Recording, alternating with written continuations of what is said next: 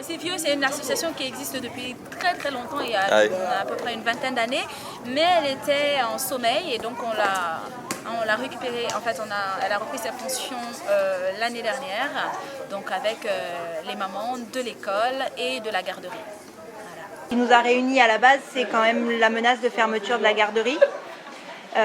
Qui est tombée donc pendant l'hiver 2013-2014 où ils voulaient fermer la garderie et sous prétexte qu'il n'y avait pas assez d'enfants sur l'île de Porquerolles, et on s'est aperçu que cette problématique rassemblait quand même pas mal de gens.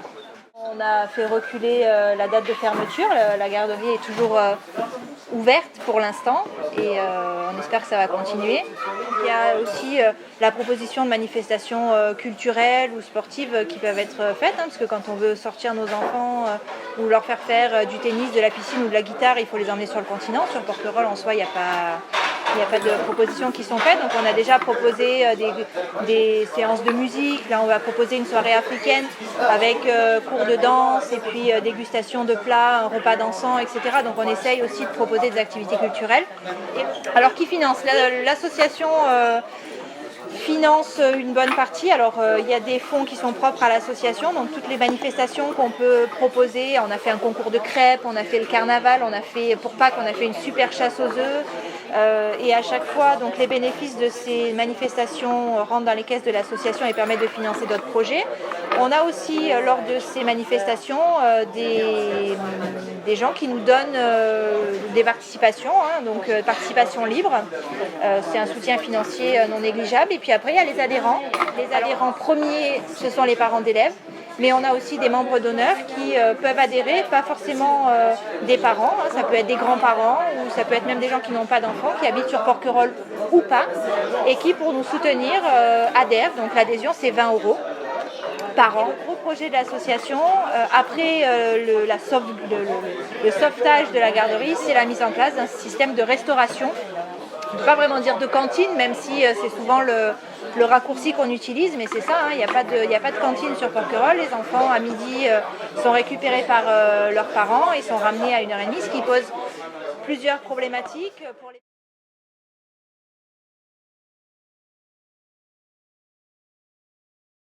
Il faut quand même savoir qu'il y a quand même entre 10 et 15 enfants inscrits tous les jours pour la cantine. Enfin, il y a 17 enfants au total, entre l'école et la garderie, si j'ai bonne mémoire.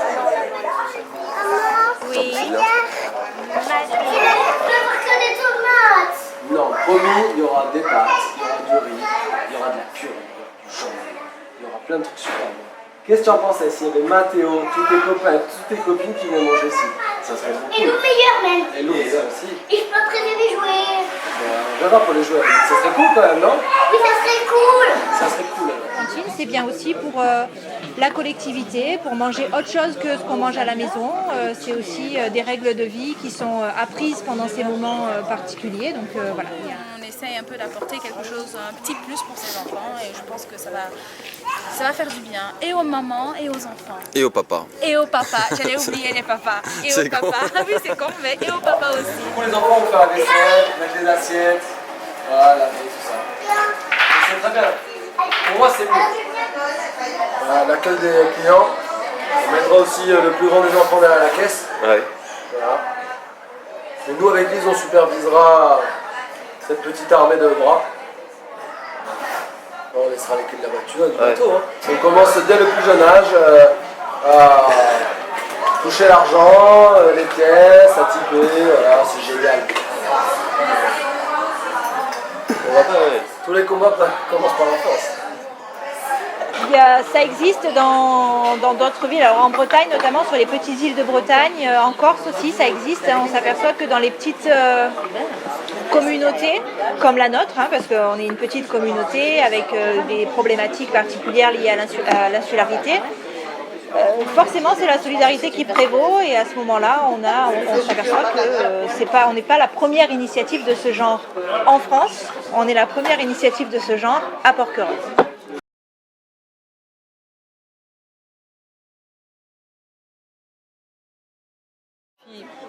Il faut aussi bien avoir à l'idée que si on fait tout ça, c'est pour créer C'est un esprit collectif, d'entraide, de faire vivre l'île. Donc le but, c'est vraiment aussi de se rencontrer, de partager des moments.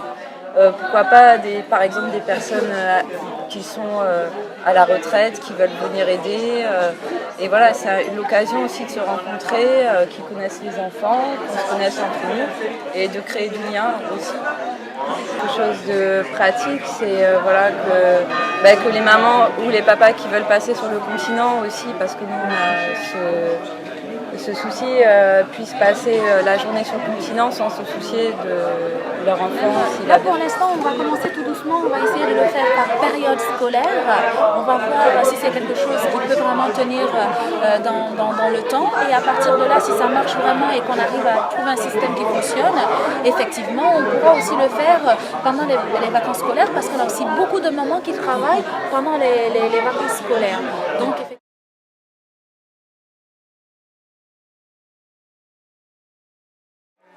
Danse africaine, c'est le 24 octobre.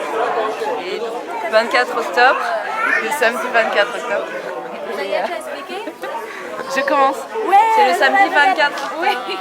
C'est un prof de danse africaine et un prof de djembé aussi qui a l'habitude de faire des concerts, des trucs. En fait, on a fait une journée sur le thème de l'Afrique. On va faire 1 heure de danse l'après-midi pour les enfants. Ensuite, on fera 1h30 pour les adultes, et ensuite il y aura une soirée avec spectacle, danse et djembé. Quelques mots sur le menu, voilà, du guacamole africain, ça personne, je pense que personne ne connaît.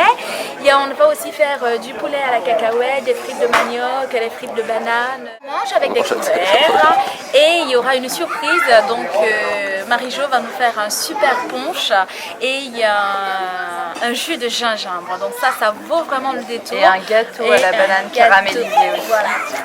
Donc venez nombreux, ça va être génial. Et c'est moi qui cuisine.